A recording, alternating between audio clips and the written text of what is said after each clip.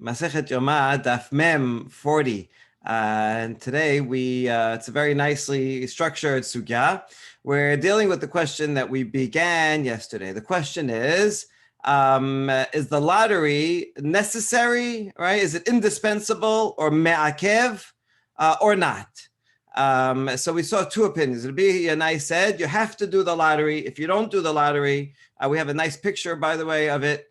That I forgot to show you yesterday. Is the Kohen Gadol, then the deputy is on his right, and the Rosh Bet Av is on his left. And hopefully he picks the one with the right hand that says La Hashem, and the other one La Azazel, and he has the two goats standing by his side. So this is a lottery. The lottery has two parts. First, he puts his hands and takes them out, and then he puts whatever that placard on top of the goat, and it'll stay on the goat for a while. Okay, so I mean, this is in the Torah. It says you have to do it, but for some reason, if you didn't do it, right, then is it okay? The Yannai says it's not okay. It's me'akev. It's a prerequisite for everything else. The Yohanan is lenient. He says, all right, so you didn't do it, so you just pick one. You'd say this is this one, this is that one, and it's all right if you don't do it. All right.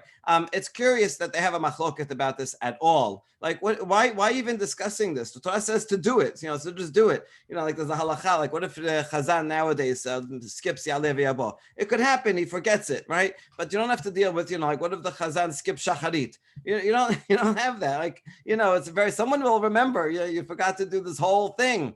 So I'm wondering why they're even discussing this. I think two possibilities. One, maybe it's theoretical. Theoretically, the point is this is a kind of service that doesn't have to do with shechita or the blood or right. What is this service? And so, since it's not like sprinkling the blood, that would certainly be a necessary part of it. And it's just seems like a preparation just to know which is which. That seems like what is the status of it? Also, it's a service of the Yom Kippur that's not in the Kodesh Kodashim, right? Remember, we had the opinion of the Yehudah that said only if it's done with white clothing in Kodesh Kodashim, that's a necessary Yom Kippur service, and you can't do without it.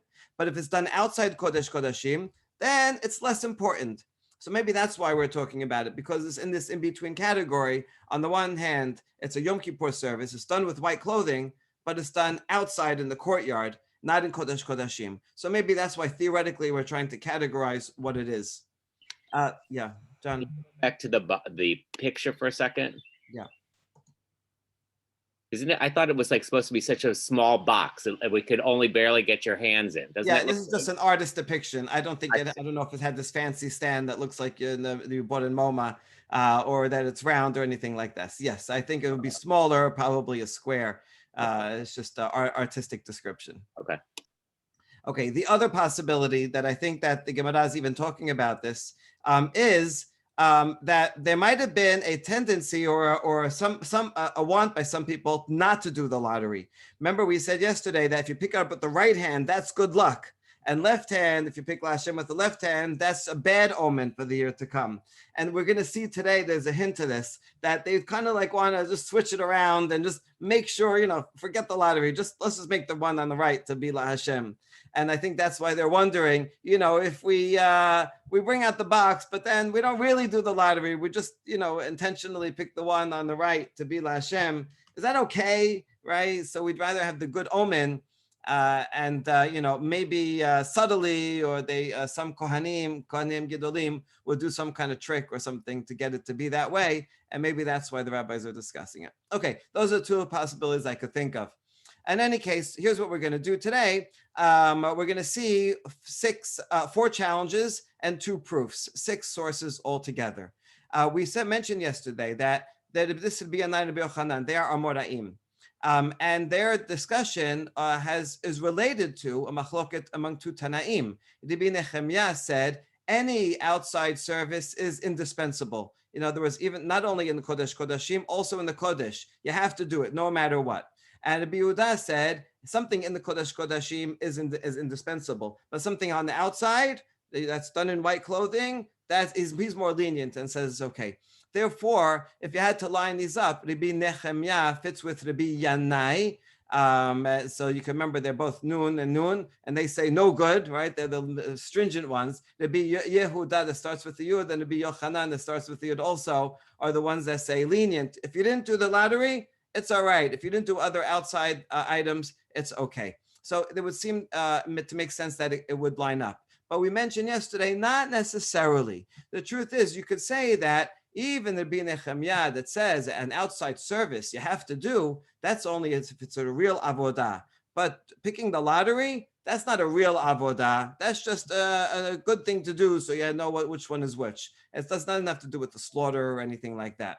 So maybe the Nehemiah could theoretically agree with Rabbi Yochanan. And you can make an argument the other way. Even the Yehudah, who says that things that are done outside of Kodesh Kodashim are not absolutely necessary, he might agree with regard to this, because it says the extra word asher Allah twice. The one asher Allah alav hagodal, the one that you choose. And since it says it twice, so this one, the lottery, is more important than anything else done outside, and therefore could be that Rabbi Yochanan would agree with the Yannai that is indispensable. All right, so that's all. That's everything that we saw so far. And now we're going to get to the first challenge, one of 4 challenges to the Yannai. So remember, the Yannai says you have to do the Godal. If you didn't do it, you can't go on. The whole service is no good. So here's question number 1. Metibe. Misvah lehagril, v'im lo higril, kasher. It's a mitzvah to draw lots, but if you didn't, it's okay. So that's pretty explicit. You don't have to do it, right? I mean, you should do it, but if you didn't do it, you can go on. What do you mean he didn't do it? It means he just went, he didn't do the lottery. He just said, oh, you're on the right. You're going to be the one, Lashem.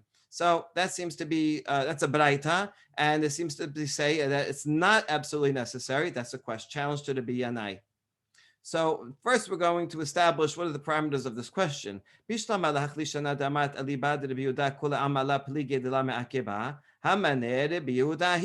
According to, we had 2 Ikad Amidas before. According to the Ikad Amidah that says that for the Yehudah, according to the Yehudah, everyone would agree that it's not necessary. So this Baraita could follow the Yehudah. In other words, here's the Yehudah. He says not necessary, but the Yannai could justify himself and say, I follow the Nehemiah. That Baraita follows the Yehudah. So he would have an answer. But according to the other Ikad Amida, the second one, where we said that both the Yannai and the Yohanan are arguing within the Yehudah, and maybe even the Yehudah would agree that's indispensable because of Asher Allah.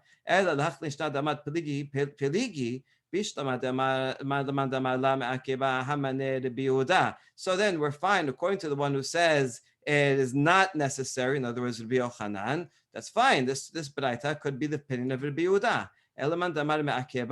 But according to the Yannai, who says that the lottery is necessary, hamaneh, right? So then he's left with nobody. The Yannai who says it's indispensable, it can't be, this Baraita can't be the Nehemiah, because he for sure says everything is indispensable. And it can't be the Yehudah either, because he says, according to the Yannai, in this Ikad Amida, he would say that also even the Yehudah thinks it's indispensable. So there's no Tanaim that think that it is dispensable. So therefore, who would be the author of this Baraita according to the Yannai?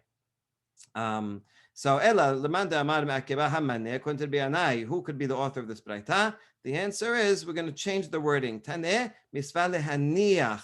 Remember, this Baraita said misvah lehagril. So the word hagril is a general word. That just means you should do the lottery. But the lottery actually has 2 steps. One step is drawing, right, picking it up, and the other step is placing the placard on the animal. So maybe what he means is it's a mitzvah lehaniach. It's a mitzvah to take the one that says La Hashem and put that placard on the animal. That's the mitzvah. And if you didn't do that, it's okay. That's all the Baraita says. But regarding the drawing, that for sure you have to do. Okay, so that way, by reinterpreting the Baraita that way, he can now save his opinion, right? So now the Yannai says it is necessary to draw the lots. That Baraita was talking about placing the lots back on the animal. Good. So we solved number 1. Tashema, challenge number 2, also to the Yannai's opinion, assuming that he can follow the Yehudah. Mitzvah lehagril ulitvadot. Lo higril lo velo itvada kasher. It's a little bit of expanded version of the previous baraita. It's a mitzvah to draw lots and to do the vidui. Put your hands on the sa'ir la'azazel and say vidui. If you didn't do it, if you didn't do the drawing lots and did not do the vidui, it's okay. So you see, according to this is Tanakama and says it's okay not to do hagrala. Now, I know what you're thinking. Maybe you'll tell me I could give the same answer. This lo higriel means not the drawing. The drawing, of course, you have to do. This is talking about the placing of the lots on the animal. So maybe you would say that. No, you can't say that. Ema sefa, the continuation of this baraita, quotes Rabbi Shimon, Omer, lo higril kasher, lo hitvada pasul. Rabbi Shimon agrees on the first case, that if you didn't do the goral, the lots, it's okay. But if you didn't do the vidui, it's no good. And so Rabbi Shimon would have to have the same definition of higriel as the first one, because it's all one source. And so now what does he mean by lo higriel? Can we say that he means not to put it down? My lo higriel, ilema lo hiniach. So if you want to say that that's what Rabbi Shimon means, that only placing it is kasher, but drawing it, if you didn't draw it, it's no good. Then Rabbi Shimon sabar haglam akeba. So then that would imply that Rabbi Shimon thinks that you have to do the drawing, right? Because if this lo higril kasher means no, if you didn't place it on the animal, it's okay. That implies that only the placement you can skip, but the drawing you have to do. Is that true? And does Rabbi Shimon think that the drawing has to be done? V'atanya met echad mehem. We have another baraita, that's the words of Rabbi Shimon. This is a case where, let's say I drew the lots, and I say this one is for Hashem, this one for Azazel, and then one of them dies. So now I have a problem, because now what am I going to do? Bring two more and do another goral? Then I'm going to have two la Hashem or two la Azazel. So Rabbi Shimon says you don't do that, but rather you just bring another one. Let's say the one that was Azazel died, bring another one and say you're Azazel. So we see, according to the Rabbi Shimon, you don't have to do a goral. If one of them dies after you did the goral, just take another one without a goral and designate it.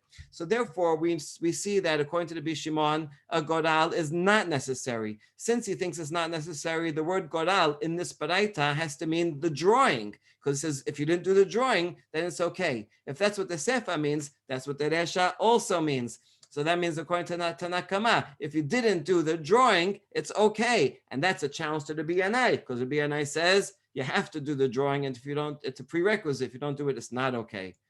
So that's all our question. Here's the answer. Rabbi Shimon la yada ma ka'amri Rabbanan. This is a very interesting answer. It's saying that Rabbi Shimon was not necessarily responding directly to Rabbanan.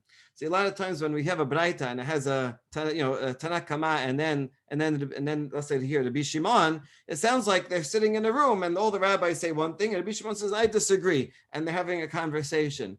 But what this shows is that not necessarily so. It could be two different traditions that were put together later by an editor. So the rabbi said one thing at some point in time. Rabbi Shimon also said something else, and since they're on the same topic, an editor came and stitched them together. But maybe Rabbi Shimon was not, since he's not responding, he could be using the word in a different way. Or maybe he doesn't know exactly how Rabbanan used the word. So he knew the tradition of Rabbanan, but didn't know how it was meant. But he's saying, either way, I disagree with you. And here's what Rabbi Shimon means to say. Listen,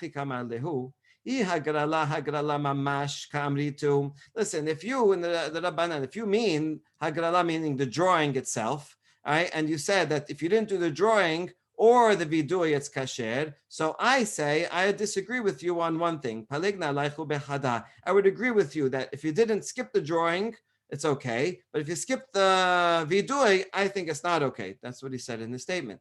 Now, and if when you said doing the lottery, you meant placing it, and that's what you meant, and that's kasher, but otherwise drawing it you have to do, then then I would disagree in both, and with two things. You said that you implied the Rabbanans, you implied that drawing is necessary. I think it's not necessary. And you said, Rabbanan, that skipping the vidui is okay, and I think it's not okay. You have to do the vidui, right? They switched their opinions. So just because Rabbi Shimon used the word goral in one way doesn't necessarily mean that Tanakama used it in the same way, even though it's all one source. Okay, it's somewhat of a difficult way of reading this baraita, but it's interesting that the Gemara even entertains it, and I think that shows its assumption that sometimes the minority opinion is not directly responding in a live conversation, and so that's why the same word can be used in two different ways, and even within one source. All right, so that was the second question. Now we're going to have a third challenge to the Yannai, also assuming that he agrees with Rabbi Yehudah, so that he has no other way out. And here it is. Tashema par me'akeb et ha'sa'ir, v'sa'ir en me'akeb et ha'par b'matanot shebifnim. Okay, so when you do the service of the day has a number of steps, and so here they are, made them nice and clear. Number one, the Kohen Gadol takes the bull and makes a confession. Right, confession number one, that's for his family. And then he goes and gets the goats and does the lottery. Then he goes back to the pod and does confession number two, which was for all the Kohanim. So you see, he switches off bull, then goes back to the bull. Then he goes inside the Kodesh Kodashim and does the ketoret.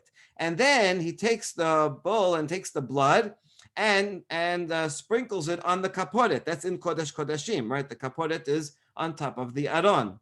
And then after that, he goes out and slaughters his goat.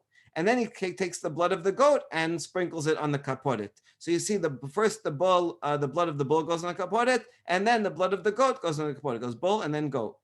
After that, he goes and gets the blood of the bull again and sprinkles it on the curtain that's between the Kodesh and Kodashim. So that's already, he's outside of the Kodesh Kodashim. And then he does the same thing for the goat on the curtain.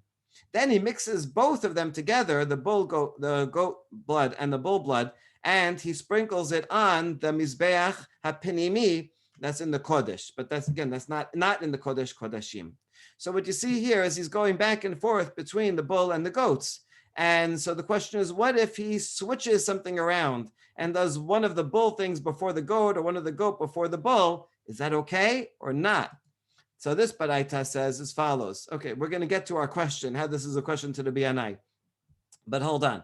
So pod me'akevet hasayid. If you anything that has to do with the pod is a prerequisite for the sa'id. If you skipped something that has to do with the bull, and then you went on to sa'ir, that sa'ir service is invalid. And you got to go back, do the bull service, and then you have to do the goat service again. So the bull service, very, very important. The other way around is not true. Sa'ir and me'akevet ha'par b'matanot shebifnim.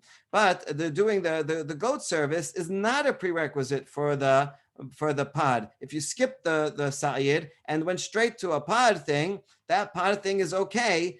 And this is true regarding matanot, meaning sprinkling of blood or whatever, putting things that are in the Kodesh Kodashim. It's true for Kodesh Kodashim. That's the braita. It's a pretty cryptic braita, and we're going to try out a number of different explanations of the second clause. So Bishlam par me'akevet hasayir, we understand the first clause, diakdeme lesayir, mekame par la'abed velo kilum, and there's lots of opportunities in that list to do the sa'ir before the pod. And then if you did that, it's no good. You got to go back to the beginning and start again. Go back to that thing that you did out of order and start again. Ela sa'ir en me'akevet hapad mainihu. But this other way around, the sa'ir is not a prerequisite to the pod. If you did the pod first, it's okay. Which example are you talking about? We're going to see three possibilities. I put them in colors. If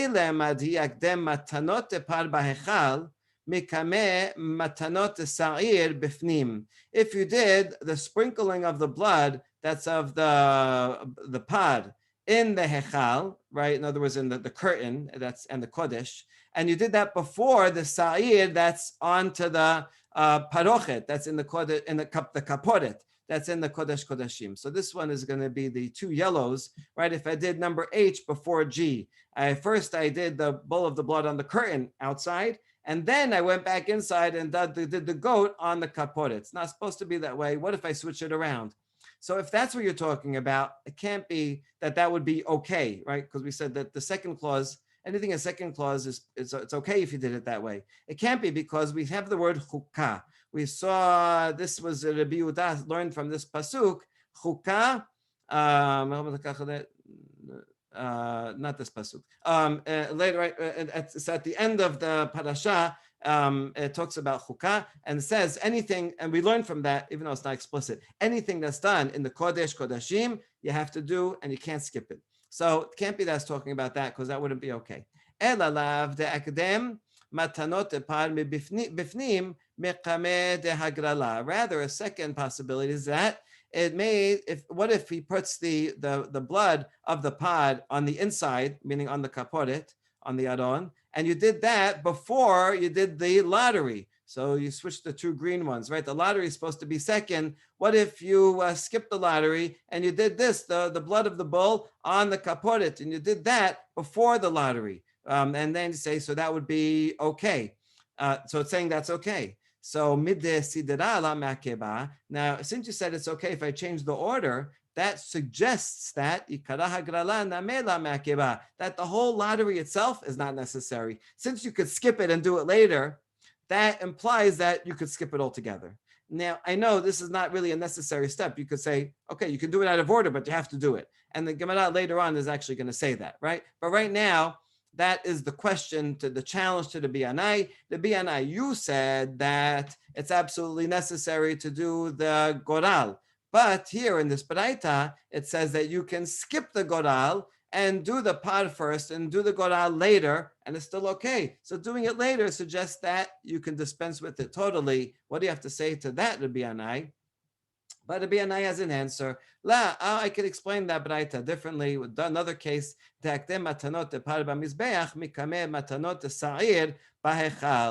he did the pod on the mizbeach, the outside mizbeach, the inside mizbeach. I mean, the one in the Kodesh, the mizbach ketoret. And he did that before he put the blood of the sa'id on the hechal. In other words, he switched these two blue ones, the two last ones. That's what he could be talking about and saying that that's okay if he did it that way, right? And that would not be that would be a perfectly fine explanation of this baraita. You don't have to do the green one. It doesn't necessarily have anything to do with the lottery. So that's how we can explain this. And we can explain that this is according to the Yehudah. And the Yehudah says anything that's done in Bigdei Lavan that's outside Kodesh Kodashim. And since this is, both of these are outside Kodesh Kodashim, right? The curtain is on the outside and the altar is on the outside of Kodesh Kodashim. So therefore, you could switch them. And there's no problem. Even if you skip them, according to the Yehudah, it would be okay. So therefore, that's the Yannai could answer it that way. Now, question on that answer: this cannot be a good explanation of the Braita. Remember, the last line of the Braita says this rule is talking about inside matanot, meaning in the Kodesh Kodashim. You just gave me in the blue an example of something that's done outside. So this is not a good explanation of a Braita. So rather, we're going to go back to one of the previous explanations. So we're going to go back to the green one and say, yes, it is in fact talking about if you did the goral after you did the blood of the bull on the kaporet, and you did the lottery out of order. And that does suggest that the lottery is optional, but it could be the Shimon, right? Remember, we saw the Shimon just a few minutes ago. He's the one that says you have to do vidui, but you don't have to draw the lots. If you don't draw them at all, so it's no problem. So he could be the author of this baraita, and therefore the Yannai he can follow any of the other two Tanaim here, that Nehemiah or the Yehudah, and so the Yannai is able to save himself by bringing in the Shimon. Or another answer, when he maybe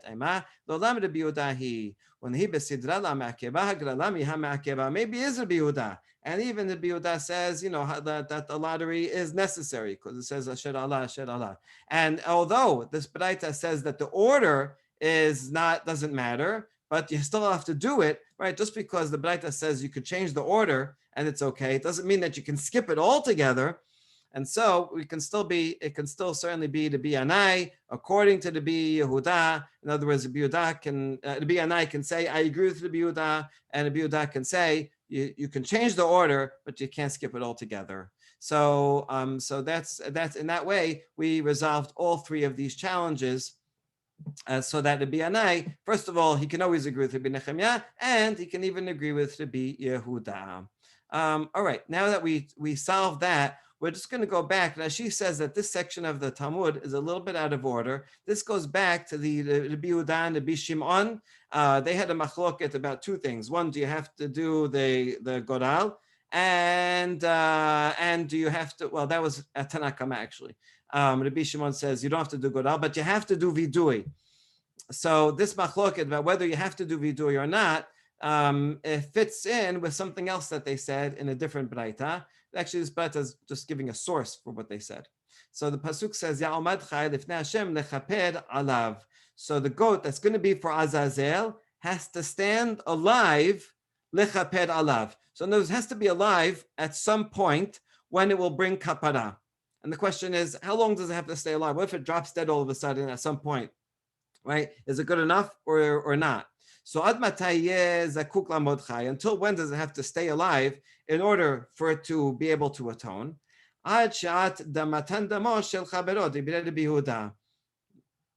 the Yehudah says until the other sa'ir, the one that's la Hashem, until it's slaughtered and its blood is sprinkled, that's when you get kapara. So you need its buddy, the other sa'ir Lazazel, to be alive at that time, and then they work together. So that's a shorter. That's has to be all the way until until you sacrifice it. Rabbi Shimon Omer Adshat vidui devarim. He said no, it has to remain alive. The one of Azazel has to remain alive until you do the vidui on that one. So we can see where that is here. The vidui is not on this list. So here they have the confession. The vidui and the other one is not on this list, but I think it's after you put the blood of the goat. Yeah. So because then you send it out. Okay. So that's the machlok between them. Do you have to do the vidui or not? You see, according to the Rabbi Shimon, you have to do the vidui because if you didn't do it has to be alive and you have to do the vidui in order to get kapara. According to the Yehudah, you don't have to do the vidui. All you have to do is sprinkle the blood of the other one, and that's done before the vidui. And if it drops dead after that, and you never got to do vidui, it's okay. So b'makami palge. So they're both learning it from the same pasuk lechaper, but they're explaining the word lechaper in two different ways. P'kedetanya lechaper b'chaparat damim hakatu medaber, v'chen omer v'chila mekaper et hakodesh. Ma lana b'chaparat damim, afkan b'chaparat damim divrei Rabbi Yehudah. So Rabbi Yehudah says the word lechaper means to atone with a blood service by sprinkling blood, as it says regarding the offering of the goat that's offered, that v'chela, he finished mikaper et hakodesh, from atoning, and that's talking about atoning with blood. So too, this one is talking about atoning with blood. So even though it's talking about the one Azazel, and you don't sprinkle the blood of Azazel, but it's referring to the other one. So it has to stay alive until the sprinkling, but not until vidui. Rabbi Shimon says the chaper alav that's said in the pasuk regarding the Azazel is talking about saying vidui. That's how you get kapara, by saying vidui on it. And so that's the source of that other machloket that they had. And now we finished that tangent, and we're back with our next challenge number 4 to the Yannai, which will also fail. Tashema shalu talmidav Rabbi Akiva. Allah bismol mao she'achzor liyamin. Listen to this question that they asked Rabbi Akiva. Let's say the Kohen Gadol is there and he picked up La Hashem with his left hand. Now everybody's worried. Oh no, it's his left hand. Can he quickly switch it with his right hand? You know, like when you have playing chess and you have the white and black, right? And you want to be white and you pick the wrong one and you switch it. So, right? Is that okay? I'm still doing the lottery. I'm just switching it if you pick the wrong one. He says, no, do not do that, because we don't want to give an opening to the Sadducees to make fun of us, to put us down and dominate over us. Because in other words, if anyone sees that we do that, they're going to say, you Pharisees, you don't take the law seriously. Look, the Torah says to make a goral, and you go and switch around, you do fake things, you do a fiction, right? And they're going to pile on. They're already complaining because, the Sadducees do everything literally, more literally, according to the Torah. They're always complaining that the Pharisees are reinterpreting, changing. And if you're going to do this, that even we see is a total fake, not a good idea, bad PR. Okay, now it's an interesting answer that Rabbi Akiba gives, that it's bad PR, but it sounds like from the letter of the law, he wouldn't have a problem with it, right? So that's the question. Ta'ama, the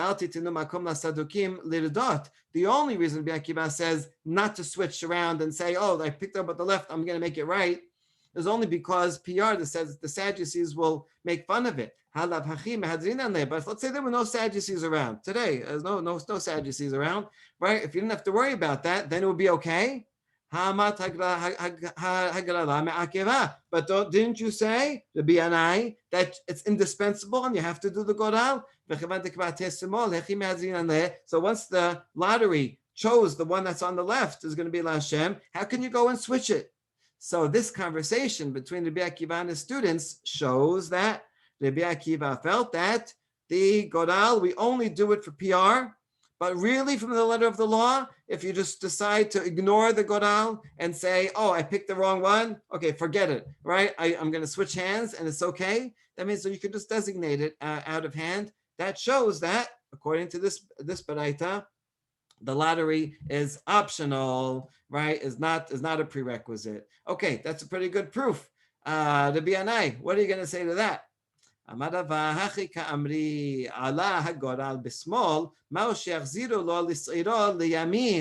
question was different. The question was, let's say, I'll give you this, right? Let's say on his left hand, his left hand here, he picked La Hashem. So you know what he's going to do? He'll switch the goats and the placards. So the one on the left, you're right, pick was chosen to be La Hashem, but he wants it to be on the right. So he'll switch the placards and he'll switch the goats. So now it's fine, right? Because the goat that was chosen to be La Hashem is still the one that's La Hashem. I'm just switching the sides, so that'll be a good omen, right? That's what their question was. So really we're following whatever the drawing said. And to that he said, no, that is going to be something. It looks like a fake out. It looks like you're trying to rig the system. So don't do it because of the optics. But according to the letter of the law, yeah, it would be fine because it's still the right goat or the left goat, right? It's still the left goat that is Hashem, but now you just moved it to the right along with you moved the one that is Hashem, you moved it to the right, but that's fine. You didn't change goats, you only changed sides. Okay, so that in that way, we answered all the challenges to the Yannai, and now we're going to in fact bring one attempted proof and then one final proof for the Yannai. Ta'ashema ilu ne'amadet ha'sa'ir asher alav hayiti omer yanichenu alav Talmud lomar Allah. So the pasuk says ha'sa'ir asher ala alav hagoral, the sa'ir upon which it arose, that Allah sounds like you picked it up, for it, that will be the one that is designated as La Hashem or La Azazel. So if it didn't have the word Allah, if you skipped it, then I would have said that Hayiti Omed Yanichenu Alav. Alav means on it. So then I would have said that the main thing I have to do is place it on the animal. But since it says the word Allah, Kivan Shallah Shuveno Sarich, then now since I said the word Allah, it means that the drawing and lifting up is the main thing I have to do. And placing it then afterwards on the animal, that's not so important. I don't really have to do that. It's not necessary. Okay, so according to this sounds like a proof that you do have to do the drawing up. You don't have to put it on, but you definitely have to do the drawing. So le misva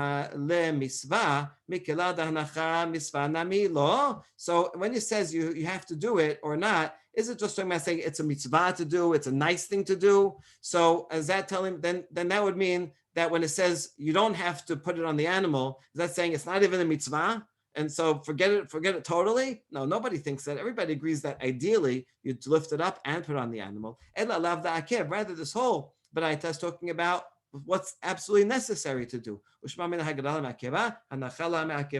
we can learn from here that this is the proof that drawing the lots is necessary, like the Yannai says. Placing it, that's a good thing to do. It's a mitzvah, but it's not indispensable.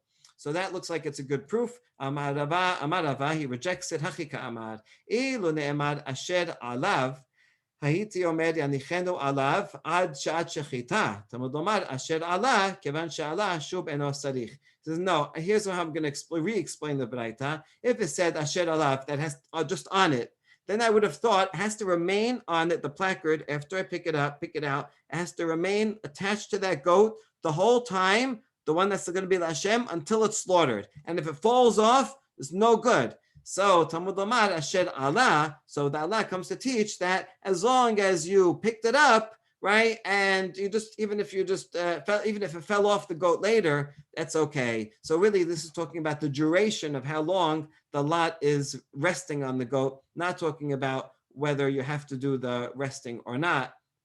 And so therefore, it's not a good proof. It's nothing to do with drawing it up. It's not talking about that subject.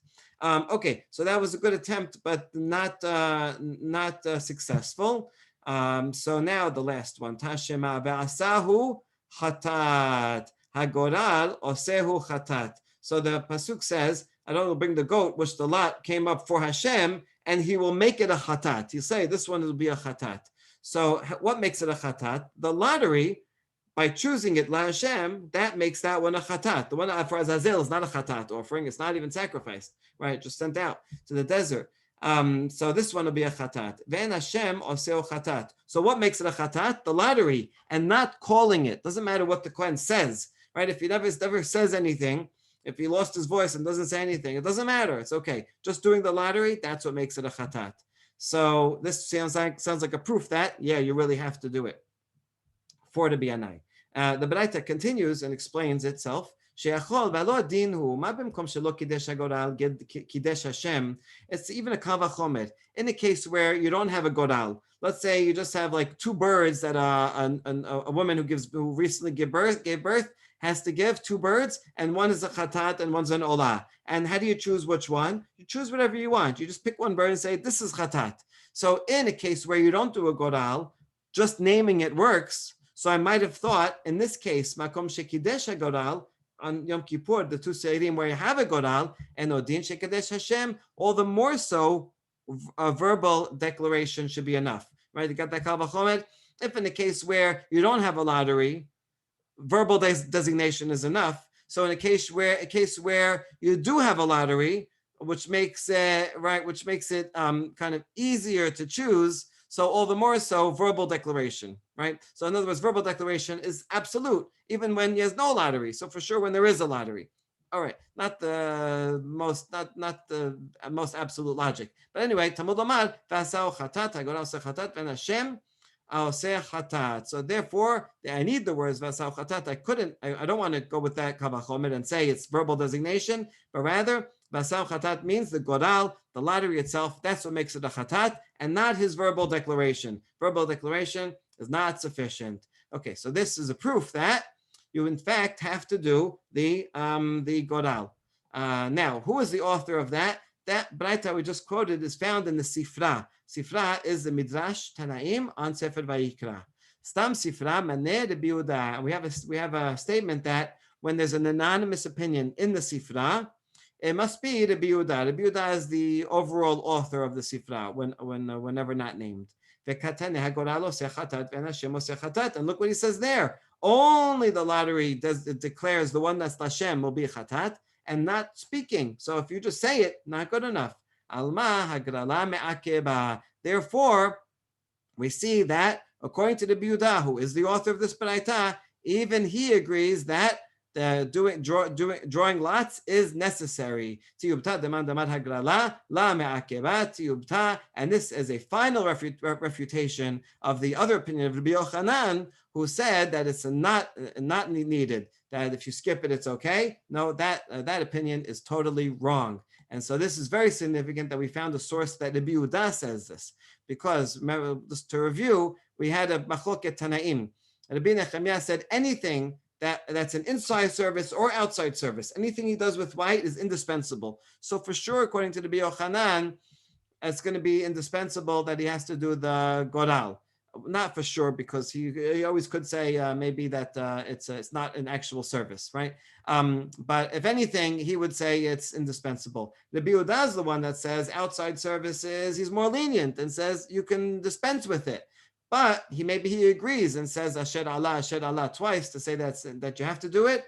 And now we prove for sure that Rabbi Yehudah does say that you have to do the lottery, and therefore Rabbi Yohanan, who wants to be lenient, who is he going to follow? If he can't be like Rabbi Yehudah, who was the lenient one, he for sure can't be like Rabbi Nehemiah, who was the strict one. So Rabbi Yohanan is left without any Tana that he can follow, or not, at least not Rabbi Nehemiah, not Rabbi Yehudah. He cannot follow any of these, although we did see a third opinion of Rabbi Shimon. But so rather, Rabbi Yannai, he's the one that can follow, that says you have to do the Goral. He, in fact, can follow both Rabbi Nehemiah and Rabbi Yehudah. So bottom line, best to make sure to do the lottery and do it properly. Baruch Adonai Olam, amen ve'amen.